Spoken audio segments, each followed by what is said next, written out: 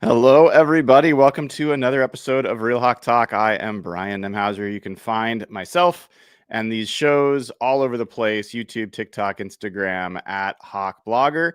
And we've got a lot to get to tonight. And I'm super happy to have my good pals, Jeff Simmons at Real Jeff Simmons and Deryck Gebe at DERYCKG _ join in the show again. How are you guys doing tonight, Jeff? You ready for the Blue Jays to face the Yankees or the Red Sox? Like, how you doing, man? I was just watching the end of the game. The Yankees had a pretty close win. I don't know who I want. The Red Sox kicked the Jays' ass in the last week of the year where they almost blew the division. The Yankees have been like the hottest team in baseball, and they aren't hitting well, but I think they're in trouble regardless of who they play. Some of our Seahawks fans might get mad at me for that, but I don't think they match up particularly well. It's a little weird. Don't want to piss off some Mariners fans here, but it's a little weird. The number one seed doesn't get to play the lowest seed in the playoffs if the Tigers win, but it's a little bit of an outdated sport. You know what? Your Mariners, there's a reason the Mariners have better World Series odds than the Jays. I hear you already queuing up excuses like a good Blue Jays fan should. You guys have had your World Series. It's time to share the wealth a little bit. Joe Carter, nowhere to be seen. Let's. There was just a commercial of him. He's looking really old. Oh my god. Well, I mean, it was 1993. I guess it makes sense. It's been a while. Deryck, are you a baseball fan? Not a big one. I don't have root sports, so it makes it really difficult to even follow the Mariners. Yes. So I dabble, but dabble. No, can't. It's gonna be fun. It's gonna be fun. It's gonna be fun to have the city united in cheering for baseball postseason in a way that really hasn't happened for a few decades. There's gonna be people that are watching this show that have never seen the city of Seattle. Like, really, I mean, yes, they were in the postseason a couple of years ago. Oh, I know. Not the same. Yes, you do. Yes, you do. So there's so much to get to. Before the three of us get into all of it, I want to try to help on a few bits of news that have come out, and we'll talk through it. So I asked Mike McDonald at his press conference today whether or not, first question, whether or not Derion Kendrick has earned the right to challenge for the nickel cornerback position. You'll hear, I think, me asking the question, and then you'll hear Mike answering. Has Derion Kendrick earned the right to compete for the nickel spot, and with Spoon staying outside? Yeah, he's short answer. Now, short answer, but a pretty important answer. One more thing that our coach said, or the Seahawks coach said, I asked him if the fact that the Tampa Bay Bucs play 11 personnel at a very high rate, which for those that don't know means one running back, one tight end, three receivers, does that limit Mike's ability to deploy Nick Emmanwori as a big nickel? The idea there is, if you can't really play Nick when they've got three wide receivers on the field, then that's going to be a package that you're not going to be able to run out unless other teams are running two tight ends or a fullback or something like that. Here is Mike's answer there. Or big nickel? No. I mean, sorry for the short answers today, but no, I guess Nick can play against 11. Okay, so now those are two very short answers, and you might say, like, why are we spending time on this? Well, a couple things. You have to connect the dots here to what happened in Arizona. In Arizona, when the Seahawks were playing the Cardinals, when DeAnthony Bell came on the field, Tariq Woolen or Reek Woolen came off the field. All right. That was their big nickel package when Nick Emmanwori was gone. So we already know that Tariq Woolen is behind Josh Jobe and Devin Witherspoon in the boundary cornerback depth chart. Okay. That was the only situation where they were taking off a cornerback in Arizona. Now, because of what we learned today, we heard that Derion Kendrick is competing for the nickel cornerback role. That's not the big nickel. That's the normal nickel. If that's the case, and you might not have heard it, but I said with Devin Witherspoon going outside, he said yes. That would mean Derion Kendrick would play little nickel, Witherspoon would play outside, and Josh Jobe would play the other corner. What's the name that's missing in that scenario. Riq Woolen. There is for the first time, a legitimate possibility. I'm not saying it's happening, but there is a legitimate possibility Riq Woolen may not play a snap on Sunday. That is a possibility if Derion Kendrick wins this role. And I want to talk about that. Let's talk about that first, and then I'm going to get to some other news second. Deryck, let's start with you. Reactions to that information. Yeah, a little confused because Derion Kendrick didn't play a snap last week. He played 4 special team snaps. And I'm just looking at D'Anthony Bell played 6 snaps on defense. So, like, it wasn't that he was rotating in frequently. I don't know what to make of it because you obviously have the shaky week 1 performance. Everyone thought, okay, well, maybe Riq's getting benched right away. He plays 95% of snaps week 2, 99% week 3, 93% last week. I'm a little unconvinced that they're ready to take Riq out because you have to factor in how much are they going to play Nicky Emmanwori in his first week back?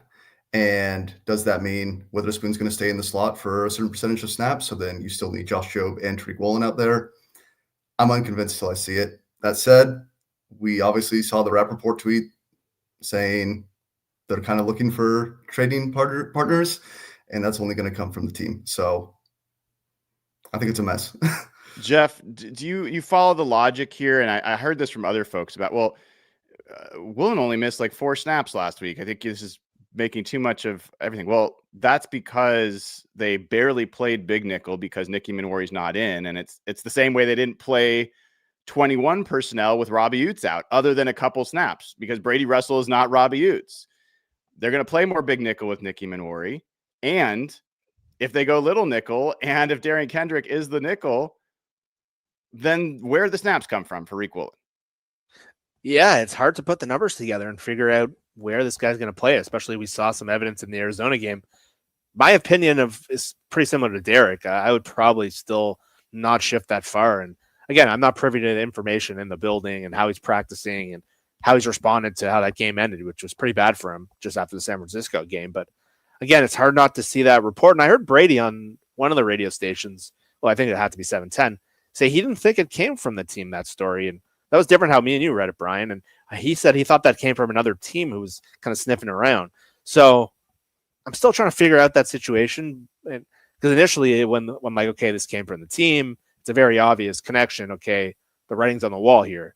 They're not signing him. First game's ended. It's a really... So at this point, if he doesn't play a snap on Sunday and they don't have Mike Evans, who he kind of matches up pretty well with, it's a bunch of kind of smaller, quicker receivers. Now they're going to have Godwin, Shepard, and Egbuka. It might not be the best. But then next week they play Brian Thomas and Travis Hunter, who are kind of bigger guys who you think Woolen's speed would match up really well with. So I'm still trying to wrap my head around this. I still think it's a bit of an overreaction, but if I'm trying to guess what the team's going to do, I wouldn't be surprised if he's not really playing on Sunday. Yeah, and the other thing I want to kind of clarify here is I'm not saying this is going to happen. Like what we heard today is that Kendrick has earned the right to compete for the nickel corner spot. That doesn't mean he's earned it, that he's actually won it, right? Yeah. He might not. They might decide, you know what, we're still better off with Riq Woolen, Witherspoon inside, because also it might not have to do with Riq Woolen. They might feel like, no, we're just better with Devin Witherspoon in the nickel and with Woolen and Jobe outside. Like, that's totally fine. But this also isn't like, this isn't conjecture. This is just how there's not a situation where Derion Kendrick plays nickel corner that Riq Woolen is also out on the field unless they've changed the depth chart. And there's no reason to understand that they would do that. And so this is just, I'm trying to explain to people what would happen, and it would be a pretty big, drastic change. I'm also not saying what should happen. I have my thoughts on that, but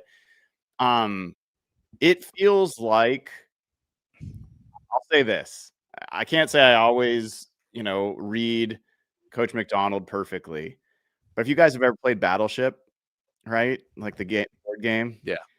And you list like A6 and they're like miss. And then there's like C5 and there's a pause and they're like miss. right? You know the difference. And the reason that I think Mike McDonald was so short on both of those answers is because I think there's something that they're not ready to talk about yet, and they don't want Tampa Bay to know about yet. And I'm, unfortunately, maybe for them, like shining a light on it. That's my interpretation. I think this is real. I don't think it's definitely going to happen, but I think it's a real story to keep an eye on heading into this week. And I'm with you, Jeff. Like, I can't say it's the right thing to do because Woolen has been playing really well for like the majority of the games, except for a few like very, very big moments, right? Next bit of news. So let me put this back up here for us to look at. Oh my God, guys. This is the injury report. This is the injury report. Now you'll see for the Seahawks, you've got Josh Jones, the swing tackle, still not participating in practice. Not a huge surprise. DeMarcus Lawrence did not practice. Mike McDonald said not an IR candidate. So that's actually kind of surprising and maybe good news as far as I'm concerned. Julian Love and Devin Witherspoon did not practice. That's kind of surprising. That I'm thinking maybe precautionary, but Nick Emmanwori, full participant. All signs are green there. But the Bucs, guys, they have 1, 2, 3, 4, 5, 6, 7, 8, 9 players that did not participate in a walkthrough. They had a walkthrough today instead of a practice because Todd Bowles said we probably had more people that couldn't practice than could if we practiced today. That doesn't even count Hassan Reddick is limited. Tristan Wirfs still listed as limited.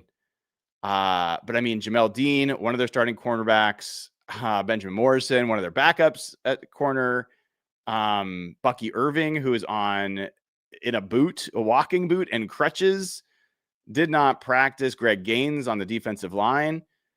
Thoughts on the injury situation and how it's shaping up for this game? Jeff? If anyone who plays fantasy football right now would know how many injuries are happening around the league. Like the Ravens got destroyed last week with Lamar. And of all the teams that got it the worst, it's Tampa Bay. And the crazy thing is that's not even including they're missing two of their best offensive linemen, Cody Mauch and Luke Gadecki, who are out on IR right now. Mauch is out for the season, and Kalijah Cansey, who was a first-round pick the year JSN won, and he's been their best interior pass rusher. So from the Seahawks standpoint, this is such an advantageous situation when you consider they already had the 10 days rest. And I texted Brian this last week before the game. I said the ideal scenario for the Seahawks is they're going to play Philly, who's one of the more physical teams in the league. And again, you've seen what the Seahawks have done to teams that played them, the physical, and they've left San Francisco and they left Arizona. But that game, if you watched it, was really physical. Like Bucky Irvin took some shots. And you think about the guys they're potentially missing now. I mentioned the two linemen. Mike Evans is out. It doesn't sound like Bucky Irving's going to play. That was a really physical game. So the Seahawks coming off 10 days rest, and Tampa now has to fly across the country on short week not short week, full week, but after that game, like if Seattle can't win this game with these conditions, it's a pretty bad look in my opinion, but man, Tampa is just battered. Like I have a buddy that's a Bucs fan. Like it just feels like every week they're losing. It's like Evans, Bucky, those are probably their two best players other than Baker. And like I was ready to count these guys out last week when they're down 26-7 or whatever the score was. I think that might have been the Rams score, but whatever the score was. And I see all those injuries and the pressure. And then Baker brings these guys back somehow. And they honestly should have won the game. And I'm just like, is he going to drive us crazy? And then we were talking about how scary Bucky Irvin looked and how good he looked. And now he probably isn't playing. So Tampa's really beat up. They might be beat up as much as any team in the league. They got to fly to Seattle. Like Seattle has such an advantage. Look at that injury report. It's not even close. This game, what I called an L in the preseason, I think it's got to be a win now. Deryck, I mean, we didn't mention Baker Mayfield's on that report as did not practice with a right bicep and knee. Like, not great either. I'm sure he'll play, but he had the bicep thing last week, so I think that's just more of a management at this point. The knee, I think, to me, it looks like it is new. I mean, to Jeff's point, this is like an ideal time to play them That said, I'm still not super confident. Just Baker's good. They're the number one run defense unit in the league by EPA per rush. And by DVOA. Yeah, like this is probably not the get right game for the Seahawks run game. So it's going to be again on Sam Darnold and JSN to drag this offense to get the points on the board. Yeah, we're going to talk more about this game in a second. By the way, the Seahawks, as of right now, up to 3.5-point favorites in this one. One other thing, I've just got to share this because, my God, so weird. So this was Shedeur Sanders. For people that didn't see this, getting asked questions.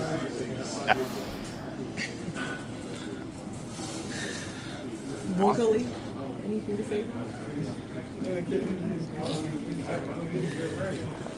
I guess it's He's moving his mouth, but he's not saying it. What do you think? You have to show, to the coaches just to have that belief in you that you can, be ready. Have you ever seen? What can you say? Have you ever seen anything like that? Derek, or Jeff, you're on mute. Yeah, Jeff, you're on mute. But The audio was working there, and he was just he was mouthing words. Miming. He was mouthing something. No, it was not your Canadian internet. That was just Shedeur Sanders mouthing or miming answers and with a big smile on his face. I'm trying to do my face right now. I can't really do it. It doesn't matter, but it's also like there's no way that helps you or improves your image in any way. Yeah, that was just bizarre to me. And if you're not trying to be the story as the third quarterback on a team, that's not the way to do it. And I don't know, man. I had to bring that up because I saw that and I was like, I've never seen anything like that. That was just super weird. All right. So let's bring it back to the Seahawks. By the way, we're also going to talk about the Thursday night game tomorrow. We'll talk about it tonight, but we're going to talk about that Thursday night game between the Rams and the 49ers and who we're rooting for and what we want to happen there. But first, let's talk about this Bucs Seahawks game. And the thing I want to ask you both is, for me, this feels like kind of like the Green Bay game last year. And I'm not saying Tampa, because of all the injuries, is as ready for this game necessarily. But this feels like no matter how many injuries the Bucs have, unless Baker Mayfield doesn't play for some reason, everybody will perceive this game as either the Seahawks earning the right to be part of the conversation, or no, they're really just not that interesting a team. It's like another prove it game. And the Seahawks blew those all last year, and they lost against the 49ers in the first game this year. Do you see it the same way? Derek, I'll start with you. In terms of compared to Packers game last year? It doesn't have to be exactly like the Packers game, but do you see it as one of those games where the Seahawks either take a step up into another tier or they just hit a ceiling? It is. This is a team that has won or gone to the playoffs, I think, each of the last 5 seasons. They've been really solid since Baker's come in. Great defense every year. Like, these are the teams that, Brian, I know you wrote about this in your yellow tape, so I don't just want to steal word for word, but it is one of those games against a playoff team that the Seahawks could not perform in last season and got really their asses handed to them every time they were given that opportunity last season. So I think if you're looking for a benchmark to say this team has really made a stride forward, it's this game. I think I said it a couple of weeks ago. Like, this is the first real test. The Saints game was nothing. Steelers, meh. Cardinals game, I think we know the Cardinals are going to be a 8-9 win team. I think this is the first team that you're staring at and saying, this is going to be a playoff team. How are we going to match up? Jeff? Yeah, I feel the same way. Again, I just talked about the injury situation and how bad they have it. But when you combine a couple things, Todd Bowles already is a really hard guy to play against. They blitz a lot. They're very confused. You saw what they did to Jalen Hurts in the second half. I don't think he completed a third down pass or even a pass at all in the second half. And when you have Vita Vea in the middle, regardless of their cornerback injuries and Cansey being out, it's a really hard team. He's probably the best run defender in football. And so it leaves a lot of making you one-dimensional. And then Baker Mayfield, even with his weapons out and his offensive line out and getting pressured, he kind of reminds me of Brett Favre in a way. Like, he'll make that really stupid interception, but he's just so like gritty. And I know everyone remembers Brett Favre off the field, but when Brett Favre was going, like, he was like the toughest, grittiest. Baker reminds me a lot of him. So even with a kind of missing two of his best targets, he's just a really hard guy to knock down. Like, they were getting crushed at halftime last game. And so you combine those two factors, even with all the injuries, it's not an easy team. And a lot of people have them in that like Super Bowl tier where people thought they'd be a contender this year. They've had a weird start to the year. I've watched every one of those games for whatever reason. I just like watching the Bucs, and I've watched every game's been a little weird, but they found a way to pull it out. They're just not an easy team to knock down. And again, you'd think they should, but again, it's kind of poetic. Like, the Cardinals are the team like last year, McDonald kind of owned. And look, the offensive infrastructure is far better than last year, but it wasn't just the offense that had trouble in those games. The defense had trouble. The Buffalo game, the defense was awful on the line. Like, Byron Murphy had his worst game. Green Bay, they got owned by Matt LaFleur for the first half, and it was too little too late by the time they figured it out. And that was really the knock on McDonald and the whole operation last year.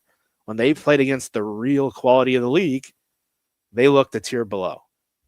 And so far, like all the like the DVOA and all the efficiency would say they're in the top tier, but we need to see it. And San Francisco week 1, they blew, but I think that was a little. I think that was a little on Kubiak and a little on Woolen. I think they could have won that game pretty comfortably if they just had a normal game plan. But yeah, until they do it, we can't just keep pushing it off. They have to literally prove it to us. And McDonald's biggest win is who? Arizona? I mean, that's a fair question. What would you say is the biggest win that McDonald's had? At Pittsburgh? The Rams week 18? No. I mean, at San Francisco last year? That was probably the biggest one. At the time, that felt really big. I mean, the 49ers were pushing back they just got McCaffrey back the week before. They were like looking for a playoff. The Seahawks hadn't beat them in like 3 years or something. Yeah, I think that's probably the one. Should have beat the Rams last year, but I know. And to your point, Jeff, like, not only did the Eagles not complete a pass in the second half last week against the Bucs, they had -1 total yards in the second half. That was because at the end, their punter ran back 34 yards for like a safety to run out the clock. But still, that means they had 35 yards or 33 yards, I guess it would be 33 yards of offense in the second half. And they were already losing these guys on defense. And cornerbacks for that team kept stepping up, kept playing really well. You almost didn't notice that they were missing Greg Gaines or that they were missing Jamel Dean or that they were missing any of those guys. So I think it would be a big mistake to overlook the Bucs. I 100% agree with you guys on the Baker Mayfield take. I tweeted last week, I think when they were down more than 2 scores, I was like, they're getting rolled. Now we're going to see what happens next week. And all of a sudden, I'm like, I'm going to have to delete that tweet because they're all of a sudden like, they're going to win this game. Like they came all the way back. So yeah. Now I got to take an L on Mr. Egbuka. You guys saw how many times in chat I was like, no, he's just another JSN type receiver. We need someone who can stretch the field. Like I said that a million times, right? And now, not only is he stretching the field, but he's also a lot like JSN. And who wouldn't want another JSN on your team? Well, you're right, and you're wrong, and you're also right. Okay. Because in order to draft Egbuka, you would have had to pass up Gray Zabel. And if you take Gray Zabel off this team, I think they're far worse if you put it in Egbuka, because I don't know who the hell is playing left guard. And again, if you're going to ask me offensive line versus receiver, I don't think the Seahawks dropping in a receiver versus a guard. So I think my take was at the time was I like Egbuka, but not for us. I still like that take. I still think it would have been a totally fine take. And I did not say I think they should have drafted him. No, but there were some I was people who were like very high on him, and they were right. They were right. Deryck, you were pretty high on him. He was behind McMillan for me, but Okay. clear Ted's been playing wide pretty well, receiver too. That's been Clear really wide good. receiver too. Yeah. That's on a bad team. He's been really good. I just never want to hide from an L. I take my L's like a man. Brian, do you want to eat a little crow on McMillan as well while we're here? On Ted McMillan? I mean, I just didn't want him. I don't think I said he was bad, did I? I don't recall at this point. I don't think I said he was I think most of the group chat was like not as I was like, oh, this guy's a top 10 pick for sure. And everyone else we like, take a collective win though. Did you guys see Tate Ratledge playing Mason Graham last week? He dummied him. Like Tate Ratledge had a rough start to the year. He looked incredible in that game. I don't know what PFF gave him, but he dummied Mason Graham. Like he looked amazing. And I'm thinking like, oh, imagine if we had that guy too. Yes. Yeah, I think that's fair. I mean, we won't go too far down that rabbit hole, but I think that we were pushing for a second guard to be drafted, whether it was Dylan Fairchild, Tate Ratledge, Wilson. There's a number of those guys that we thought were worth taking another stab at. That didn't end up happening. I think the Seahawks probably would be better off, which, by the way, is a good chance to talk about another topic that I know has been making the rounds. I'm not going to play the video. I've talked about the Anthony Bradford video multiple times, and people are like, I don't know what video you're talking about. I think you got to search on TikTok for it. I think it's also on Twitter and various places. It's a video that will show you just like very ugly play from Anthony Bradford against the Cardinals. I mean, embarrassingly, like some really bad stuff. So I've seen it. You can go search for it yourself. I want to share my take first, and then I want to hear from you guys on this. So my number one reaction to this video is one, I think people are underestimating the impact of Anthony Bradford playing the day after on a short week when he had a back injury that showed up on the injury report. Anyone that's had a back injury, like I think you're underestimating how hard it can be to move around like a normal person when you got that. So I think that played a role. Two, who are you going to put in? Who are you going to put in? Christian Haynes is on IR. He's not starting his practice window anyway. And I've seen Christian Haynes in practice in the same drills that Anthony Bradford's running. He's not going to give you something more than Anthony Bradford does. Are you going to bring in Bryce Cabledew or Mason Richmond or who else? Shane Lemieux, they just got off the street. Maybe he ends up being an upgrade. But everyone's like, get rid of Bradford. I'm like, that's not a plan. That's not a plan. And you can be critical of the team for not having a succession plan there. I'm fine with that. Like we all talked about that all off season. But you're here now. So you can't just say, well, trade for a guard. Like that's not a simple thing. People aren't just giving you better guards. The last thing I'll say is I think it's a little bit Bush League when people put together only negative clips of a player and make it look like this player is all bad. Anthony Bradford's been a part of a lot of when they have had success running the football. He's been part of it. He's also part of the offensive line that is the highest ranked pass protecting offensive line the Seahawks have had in like a decade. So if he was such a liability that they could not function with him, they would have already been looking for another solution, and we would be seeing it more in the numbers that's the case. So I'm not saying that what happened was good or that you could just say like, yeah, he looks like a world beater. I think it's a little Bush League the way that video is put together. And I think there's other circumstances that primarily just don't give me like, what's the other option? And so Jeff, I'd love to hear from you on this. I'm apologizing to Josh Cashman. He probably just threw up in his mouth after hearing that little rant there. But yeah, I think you hit a lot of the key points. I think if you took like the worst clips from any kind of mid to low level or mid-level offensive line in a game, it wouldn't look particularly good. And I mentioned this on our show the other day, but Brian, when I was out with you guys the other day, one of the things I overheard some of the beat writers talk about is they talked about that some of the offensive linemen looked like they couldn't walk during the short week. And this was Wednesday before the game, and that kind of stuck in the back of my mind. And I'm like, oh crap, are we in for some trouble against Calais Campbell? And offensive line held up okay, but then you watch Bradford and how he was moving, and I wondered if he was one of those guys. And you mentioned the back injury, so that stuck in the back of my mind. Obviously, look, I would love to have a better situation at right guard. We talked a lot about Tate Ratledge. We wanted to sign free agents. Not a lot of these free agents have been working out so far. I don't think Will Fries is playing particularly well.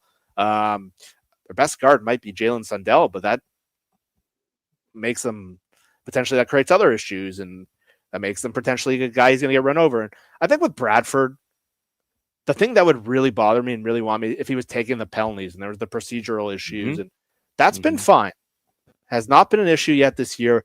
The last 2 years when he played and he's taking those idiotic penalties, he's jumping false starts, and then it was just like he was unplayable. Now, I think he's been mostly like average.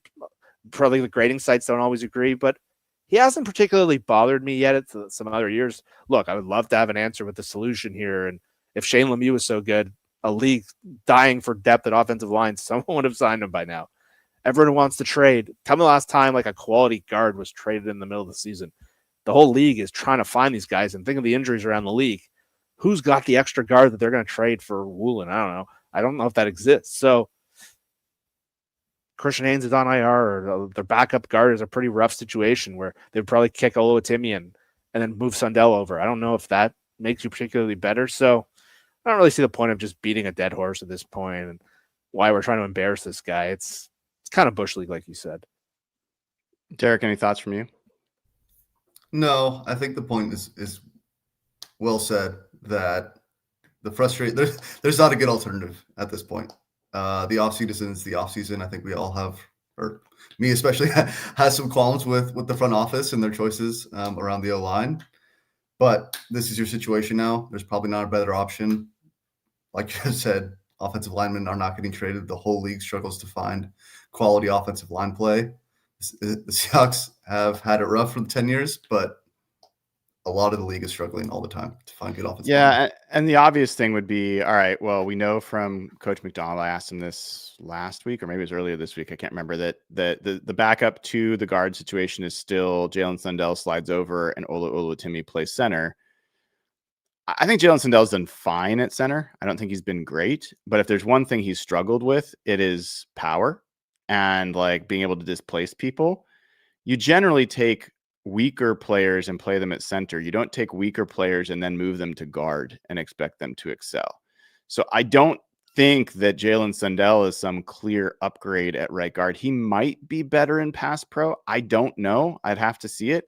I saw Leonard Williams abuse Jalen Sundell the same way I saw him abuse other guards. And in fact, Anthony Bradford did quite a bit better in those pass protection drills than the other guards options that they had there, including Bryce Cable, including Mason Richmond. So I'm just telling you what I saw. But I hear you. And I like at this point, anytime I see comments on anything on TikTok, especially that we put out there, it is like, got to replace Bradford. Like that's everyone's a line. You got to replace Bradford. I'm like, okay, show me this replacement. I think that's a bad move. All right, let's switch gears. Let's talk about this 49ers Rams thing just real quick. We're not going to spend a ton of time on this, but I think you guys probably saw Brock Purdy's not going to play. Juwan Jennings is not going to play. I think Ricky Pearsall is not going to play. And first question for you guys. Did the Seahawks lose the battle in week 1, but win the war? Like this 49ers team has been decimated since that first week. Jeff. Well, that was the start of it. It started with Brock Purdy getting hurt, and the amount of pressures they got in that game didn't show up as the Seahawks lost, but Purdy's toes got injured, and that's what's re-aggravated. They actually went 2-0 with Mac Jones, but I think was the real nail for them was the Nick Bosa thing. Like the domino effect of not having Bosa. I mean, I don't know if you guys heard Brian Baldinger talking about their performance of the D-line against Jacksonville.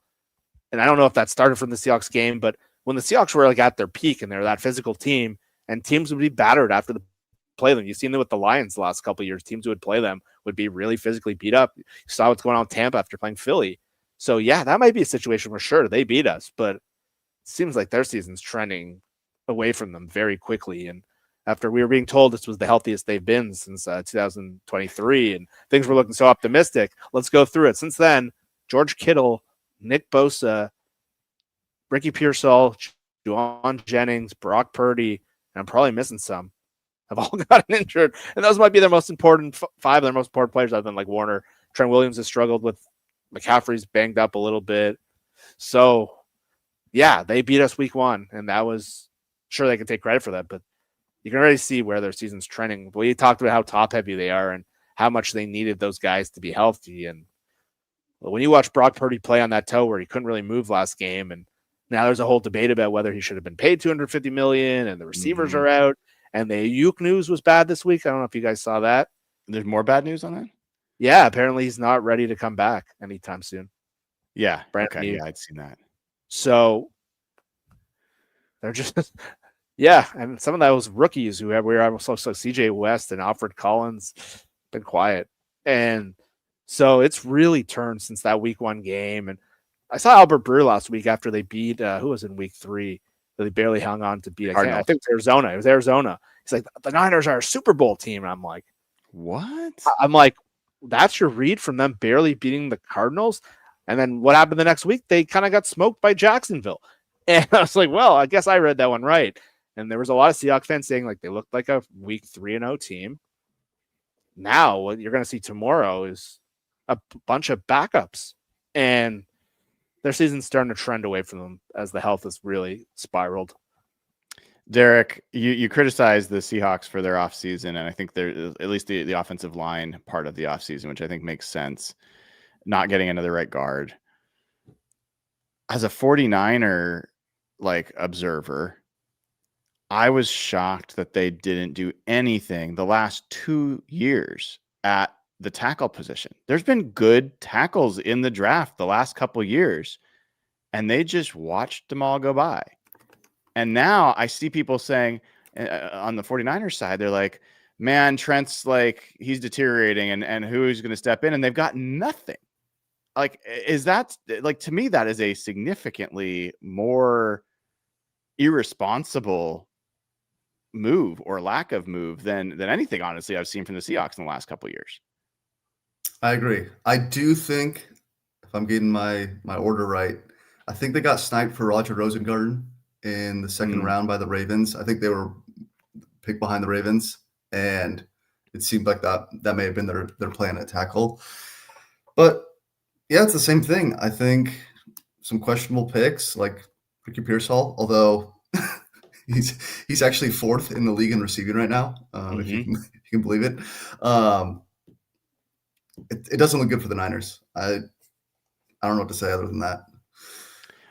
Who should Seahawks fans be rooting for in this game? I know the joke is like a tie, but aside from a tie, who would the Seahawks benefit most from winning this game? It's the Niners. They kind of look cooked. If the Niners can, and I know Seahawks fans are can never root for the Niners. That's fine. But the Rams look really good. And I think we all sat on the preseason show being like, Matt Stafford's going to play 2 games this year, 5 games this year. And here we are 4 weeks in. He looks pretty darn good. Puka Nacua is leading the league again. And it's like, oh, crap. The Rams are kind of good when Matt Stafford's healthy. Jeff? Yeah, it's a very uncomfortable situation because I think Derek's right. I think the answer is the Niners. If you're hoping the Seahawks win the division, and I never want to say Niners. And obviously, if they get their ass kicked tomorrow, we can all kind of enjoy that and kind of victory lap that one. But if you're hoping the Seahawks win the division or get their best seed, the Rams are a far more terrifying opponent, even though they probably should have beat 2-2 right now. They should have lost last week. But I guess you could say they should have won the week before, so maybe it evened out. But they're a much scarier. They're almost like a slightly better version of the Seahawks with a more proven quarterback, kind of a better defensive line as a pass rusher, better play caller. So when they're going, they look really scary. And they just have so many elements to their team. And you're right, I was really hoping for that Matt Stafford thing he's in that tube and then he's not practicing and things look very ominous for him. And all of a sudden, I heard him joking about it this week. He's like, my clone looks pretty good. And first 4 games, I'm not thrilled with how good he looks. Yeah, I'm on the other side of this one. It's very close. I mean, I think that either way, it's fun to have one of them lose. I won't be sad either way. But my thought is, I don't think you want the 49ers getting to 3-0 in the division. And with their easy schedule and with the fact that they will get a little healthier at some point, I think they could kind of mediocre their way to 11 wins, and maybe that divisional record becomes an issue. The Rams, you've got both your games against the Rams left. And honestly, no matter how good the Rams are, if you want the Seahawks to be a good team, they've got to face them and they got to beat them. So if you like sneak through and somehow you have a better record than the Rams, but you can't beat the Rams, you're going to lose to them eventually in the playoffs anyway. So I like the idea of 49ers starting their descent and the Seahawks having their one clear competition for the division in front of them. What I don't like is Lamar Jackson getting injured. And one of the few like hard games that the Rams had to play in Baltimore, they're not even going to probably have to face Lamar Jackson. That's pretty annoying. But we can't really complain given all the Tampa Bay injuries that the Seahawks are going to benefit from this week. So, all right, that is enough on the Rams and 49ers. I'm going to take a quick second here. If folks have not had a chance to sign up at patreon.com/hawkblogger, now is a great time to do it. And when you do that, you get to ask questions of us each and every week on the Discord server in a special little channel called Patreon RHT Questions. And so let's take some questions from our patrons. Deryck, I'm going to start with you. This comes from Swami Scoop. Says, I think we can all agree that Woolen needs to sit down. You can disagree, by the way, with that if you want. However, is it a time for discussion about Devin Witherspoon? If we take away that Giants pick 6, has he looked like a top 5 draft pick? That's an uncomfortable conversation, but that's why he's asking, Deryck. I'm not sure it's not warranted. Like, I don't think Spoon is maybe the best outside corner. And if we're talking about pushing him out there to replace Reek, I don't know if I love that. But then you have to put Emmanwori somewhere and get him on the field somehow. I think it's a fair conversation. Like, top 5 pick, you're expecting, I don't know, at a minimum, probably a top 10 corner in the league. And I don't think he's lived up to that. Now, we can debate whether that's really a fair expectation of any draft pick ever to have such high expectations, but it's the number 5 overall pick. You're certainly hoping that player is a Pro Bowler year in, year out. All right, Jeff, you are up next. This is from Fimanshi. Is Sam the best player on the offense? No, I think Jackson Smith and Jigba is. And look, obviously the quarterback gets propped up, and they're far more important than any other position. But I think if you compare people relative to their position, I think there's a case JSN's like an all-pro level receiver right now. I don't think you can make that case for Darnold. And I think JSN's just playing at a level that's as good as anyone in the league right now. I don't know who Puka Nacua and JSN to me would be the 2 all-pro receivers right now.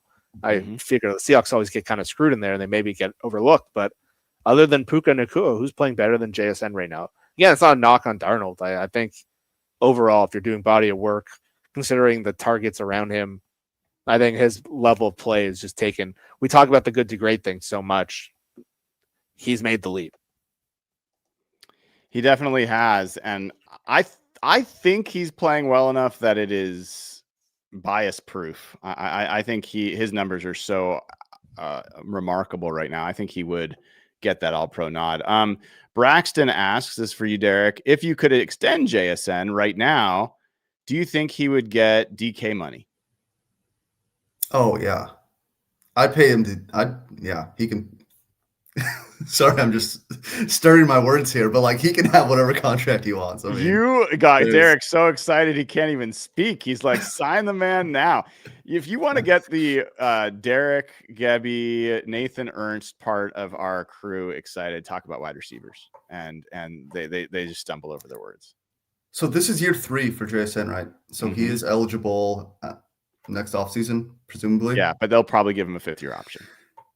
Yeah, and John doesn't seem to like to do contracts early, so I wouldn't expect next offseason a contract to be coming down the pipe.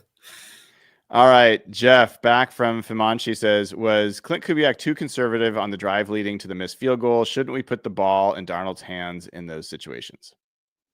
Yeah, if you saw my tweets, if you saw me on the show, that was a big point of contention for me. And I thought they almost blew that game. And sure, the defense gave up 2 touchdowns. I thought that was a big part of it. And they got way too conservative. And even McDonald, his day after press conference, was saying he doesn't really talk to Sam. Sam was really good on third down. And it started with also the Charbonnet. When Charbonnet got flagged there, and it's 1st and 10 or 1st and 20 from wherever they were, they didn't ever took a shot at the end zone. And they again ran to set up the field goal there. And there are situations where at least warranted. And when you consider how well Darnold played on third down, and you saw the pass over the top to JSN, saw the pass in, you should have let that guy try to win the game, and they left it uncomfortably close. There's the play where they get into the Myers play, and they run 3 times in a row. And then there's the play where they could have gone for the end zone. They threw a screen to Cooper Kupp that went for 1 yard to set up the field goal. And I think if you had a guy who was not playing well quarterback and you're just trying to play safe, I get it. But Sam was awesome on third down in that game. They should have let him try to win the game a little earlier. And I think if they had lost the game, I think that would have been a big talking point in that game, other than that horrible penalty on JSN that really screwed up the game anyway. We shouldn't even be talking about this. But yeah, I think when you consider the first game and you consider this, it's something that the Seahawks internally, I'm hoping, have self-scouted and made an adjustment at this little break. It's good. Derek, this comes from Nolan. It says, did Mike McDonald make a mistake not playing Derion Kendrick? How will players feel to see a standout performer benched despite his great plays? Well, he needs to catch the balls that are thrown right at him to play, unfortunately. It's a fair question. That said, I think it's not like Derion Kendrick was a super shutdown. Like you're muted, Brian. He had 2 interceptions, which is great. I don't think he was so good that you're like, this guy needs to be on the field every snap. So I think nothing wrong with that. No. Hi, Rachel. That's Finn making an appearance. He bullied his way into my office.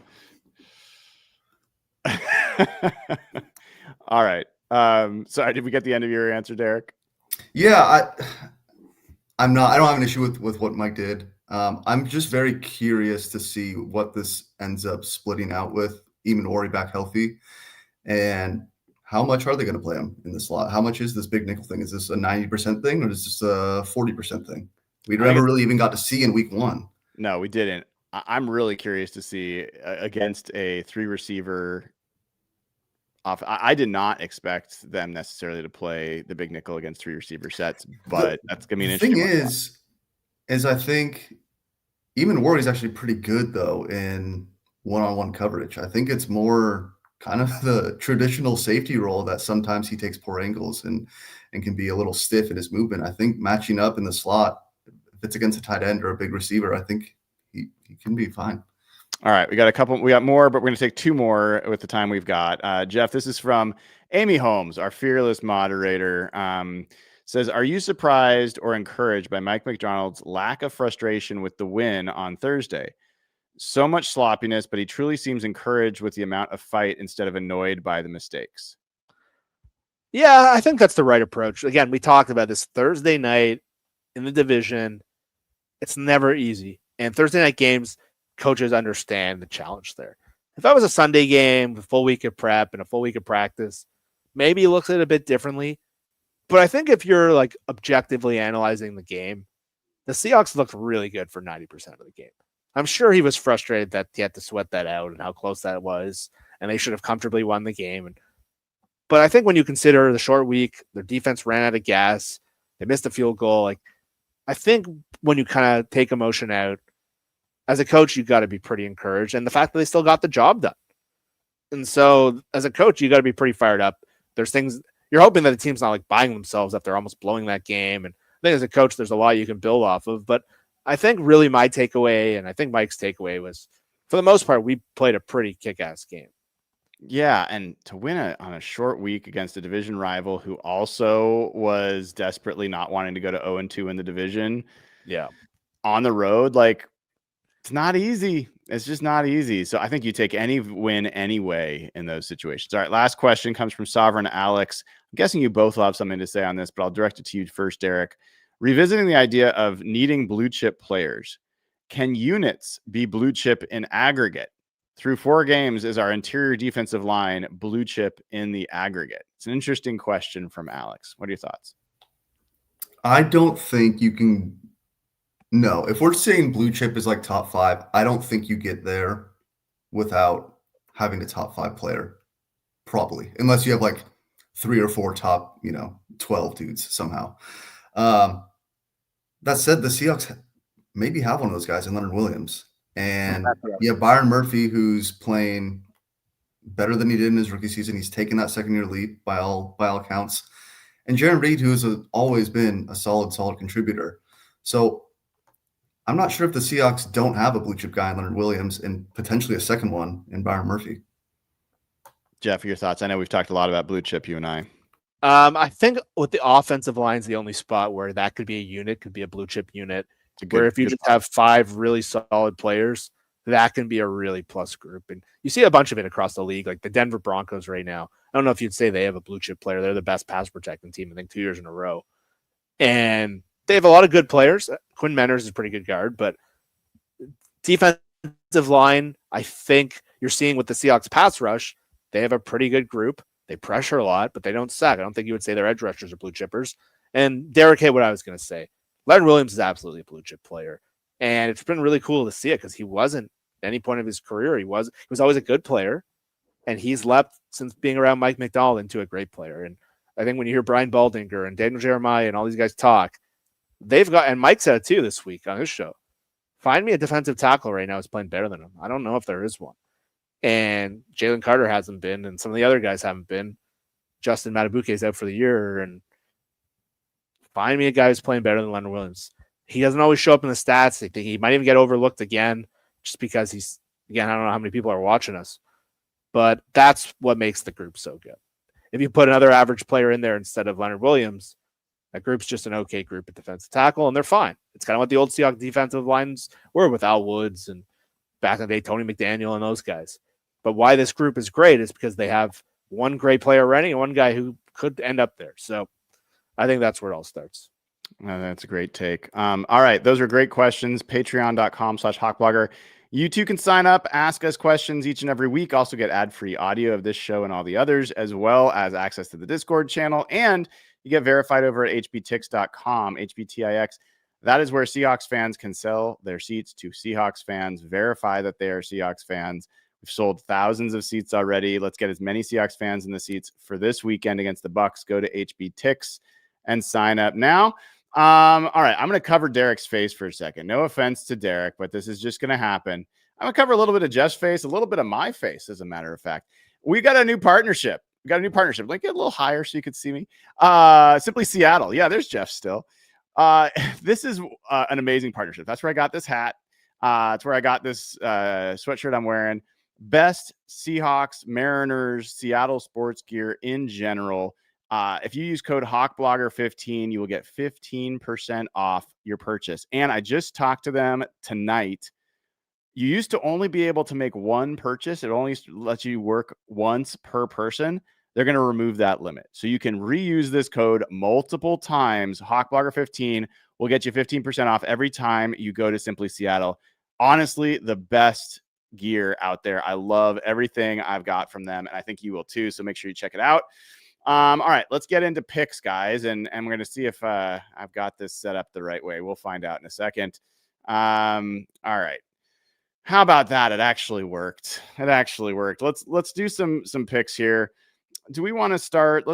Should we just look at the Seahawks game? Let's look at the Seahawks game. I'm really curious about this. So,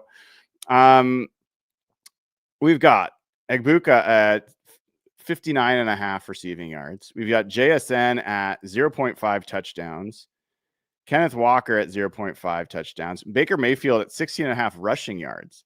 I might take the over on that, to be honest. I like the way the Seahawks have been giving up yards to quarterbacks. Godwin, 48.5 receiving yards. He didn't look so good in that first game. Let's see. do we have? They don't even have any Seahawks rushers right now. I think they've figured out that they don't know what to do with the Seahawks receiving yards. They don't have any Seahawks receivers. What's going on? They don't have any Seahawks yet, I guess. I mean, they're not like there's no Seahawks. What's happening here? You got Jackson Smith Other than, and Ken yeah, Walker for touchdowns. And touchdowns. that's it. They don't trust their takes on the Seahawks, I think is what's happening, guys. I think they're losing money on the Seahawks. Anything jump out to you here? And then maybe we'll look at the 49ers Rams game and have some fun with that. The Egbuka receiving yards, You go over? I think I would say it's going to go more. You look at the units, the Bucs I mentioned earlier are the number one rush defense. The Seahawks are third. So this is probably a game where neither team is going to run the ball effectively. I think you'd want to smash the over on the pass yards, on the receiving yards. On the receiving yards. Any of these others that jump out at you, Jeff? I feel like our guy JSN's due for a touchdown. I would go with him in the over. What does he have? One touchdown so far this year? Yeah, he got one against the Saints, right? Yeah. The first play. I think our guys do. One of the weaknesses of this Tampa D is their cornerback group. Especially with Jamel Dean on the injured list. They got some good young players, but I feel like JSN in Seattle, I think that's a good shot. All right, let's take a quick look at the 49ers Rams picks. Wow, look at Puka. Kyron Williams at 9.5 receiving yards. Puka Nacua at 98.5. I mean, Puka Nacua has kind of been that's a lot of receiving yards. It's a lot. But like, is that like a giveaway for Stafford? Yeah. 0.5 or passing little bonus there. It's not available, so I think something's wrong with that one. Look that one now. Can you imagine? They do that from time to time. The Puka one is interesting because he's averaging 4 games, he's 503 yards. He's averaging 125 a game. He is. He's going to get close there. It is a really high number though. What about Tutu Atwell, 9.5 receiving yards? That play at the end. I mean, that's like one reception. He's going to get one catch. Jared Verse is off the board. Oh no, he's there. Does he have a Tutu Atwell has 2 catches for 92 yards, and one of those was the 88-yard touchdown last week. So. Yeah, they had 10 guys in the field, and one of them fell. Yeah. That was everyone's like, oh, the Rams. Like the Colts should have won that game. There was 3 insane mistakes to get in the win. Did you see that the Rams are missing the right tackle? Rob Havenstein won't play in this game. Well, that would matter if the 49ers could rush the passer. Like, would you take a Michael Williams getting a sack? Is that tempting at all? No, Bryce Huff getting a sack? That might be. I'd take Verse. You take Verse. Verse too. I like Verse. Okay. All right. Let's make that our call there. So we've got Egbuka over 60 receiving yards, JSN with a touchdown, and Verse with a sack. I think that was a pretty good call. And folks, make sure you take your opportunity to download the Sleeper app, check on real-time stats, check on baseball, football, soon to be basketball when the NBA season starts. And if you use promo code Hawks, you'll get up to $100 match on your first deposit. Terms and conditions apply. See Sleeper's terms of use for details. Currently operational in over 25 states. Check out Sleeper today. All right, boys, let's get to our picks for this Seahawks versus Bucs game. Deryck, you get the honor of going first. What is going to be the score of this game? Just first comment. I want us all to appreciate the uniform combination on Sunday. It's the creamsicles versus the blue. Just everyone, I hope, regardless of result, enjoy the visuals. I think the Seahawks are going to win this one. I did predict a loss in the preseason. I think the injuries have shifted that conversation a little bit, and the Seahawks are playing well. So I'm going to go with them. I'm going to go with 24-17. All right. Jeff, I honestly have not yet picked a score in my head, so I need you to come in and do your prediction next so I can figure out what I'm going to say. This is the thing I struggle with every week. I actually had it was pretty close on the Arizona game. I said 23-16. It's kind of how it should have ended. But I'm with Deryck. I had this as a loss, and if they were even a little less beat up, I probably would still take Tampa. I just think this is a hard game for the Seahawks because of that run defense and how they can pressure the quarterback. But there's just the offensive line, Bucky or Mike Evans. There's just too many injuries where I think that really shifts towards, and the rest differential, that's a big deal. So I'm going to say Seattle 27, Tampa 20 in a kind of uncomfortable fourth quarter. Jeff, are you in a rush to get off? Can I take a second to do something, or No, I'm not in a rush. I'm not in a okay, rush. all right. I got to look at something real quick. Deryck, I'm assuming you're not in a rush because you don't have kids that are crying in the background. So I just wanted to look last year how Mike did when he had extra rest. So first Thursday night game was against the 49ers. They got blown out, and then they rolled the Falcons, their biggest win of the year, at Atlanta 34-14. I think that, and then they had a Thursday night game against the Bears. The next game was the last game of the season against the Rams. They did win that, but that's kind of an irrelevant one. Don't know that we have enough data there yet, but I do like when Mike has extra time to scout. I feel good about that. I will add that after the bye week, which is their other time they had extra time, they went down to San Francisco and beat the 49ers. So I like the Seahawks in this game. I picked the Seahawks to win this game before the season. I'm going to pick them to win the game this weekend. This game is concerning, even with all the injuries, because of how much respect I have for Baker Mayfield.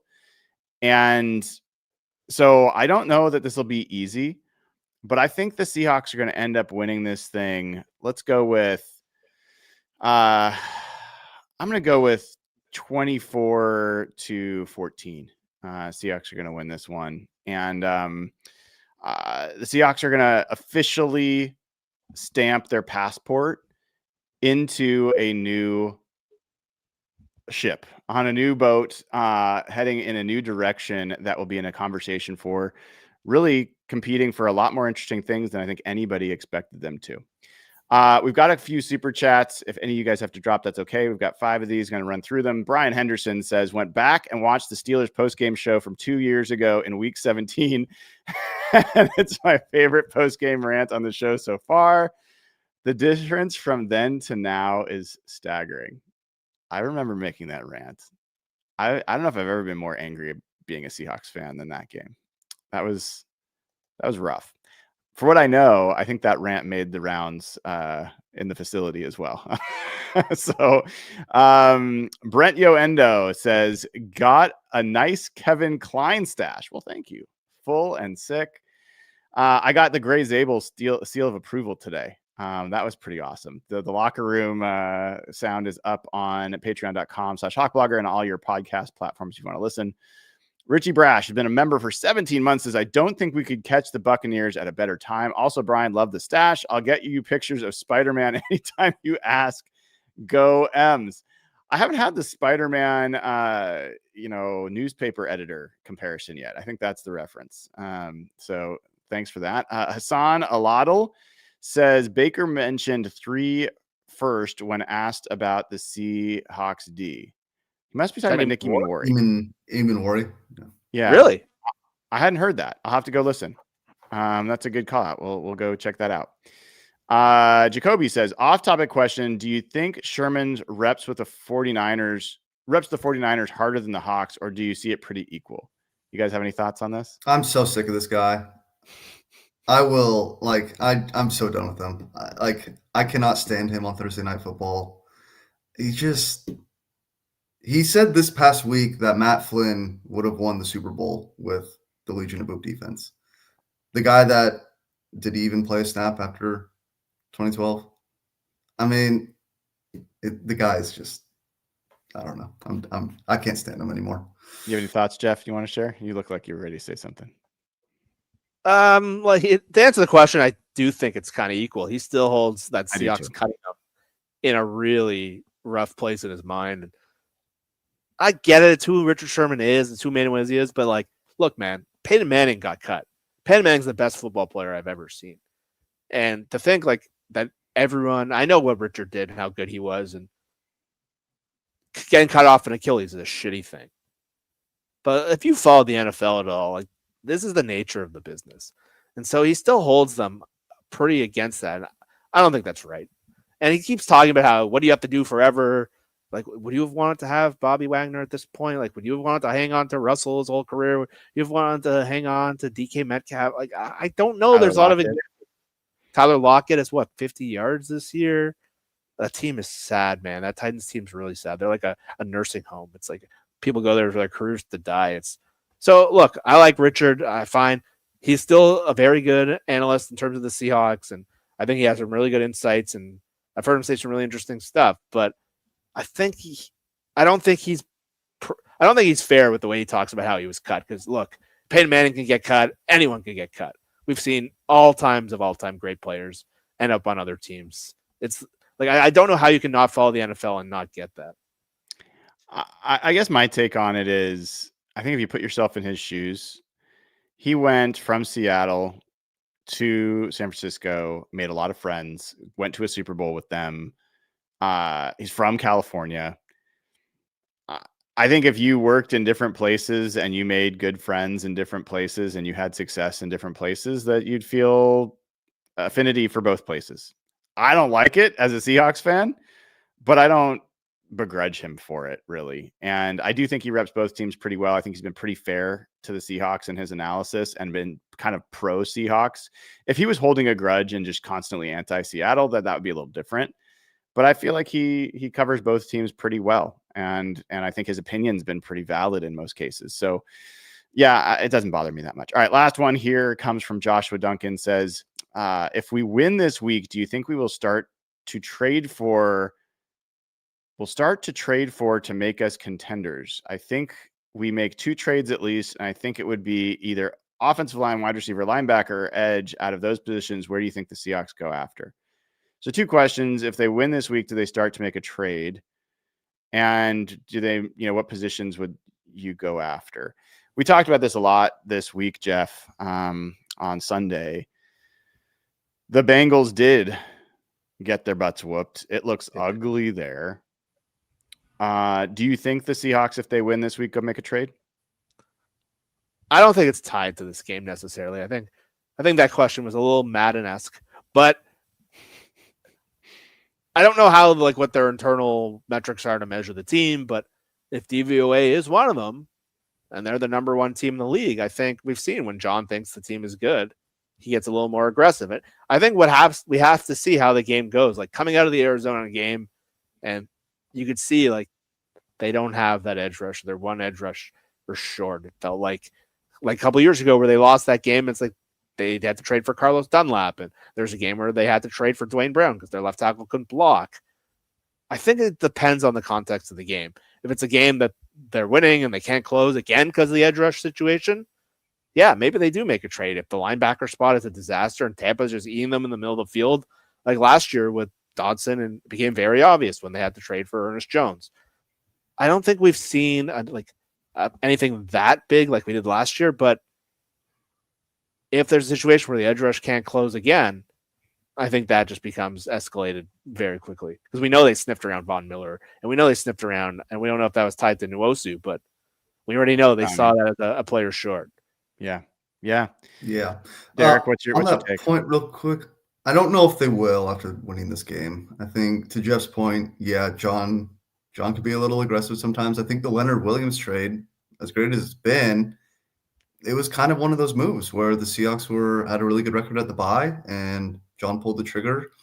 Didn't work out that season, obviously, but he is aggressive in that sense. On the linebacker spot in particular, Drake Thomas got 66% of snaps last week, and Tyrese Knight only got 31%.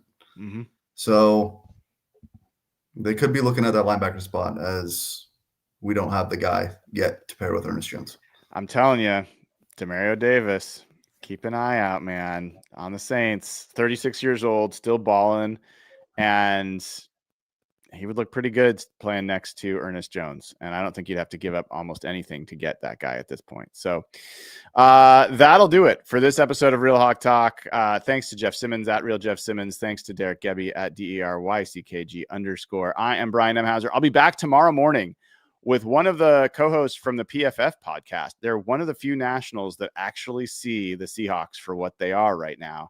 Looking forward to that. That'll be at, I think, 8 a.m. tomorrow. Then we'll have Dave Bowling and Mike Sando on Friday and back with Jeff Simmons on Saturday.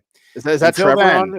Is that Trevor tomorrow, or is that Trevor? No, Trevor's not on tomorrow. Tomorrow we've got his co-host, and I don't have it right in front of me. It would have been cool because Trevor's a Bucs fan. We'll probably have Trevor on another time. This is gonna be Dalton Wasserman, who has been doing some deep dives on the Seahawks and has some pretty good takes. So I'm looking forward to having him. All right, everybody, have a great rest of your night. Take care.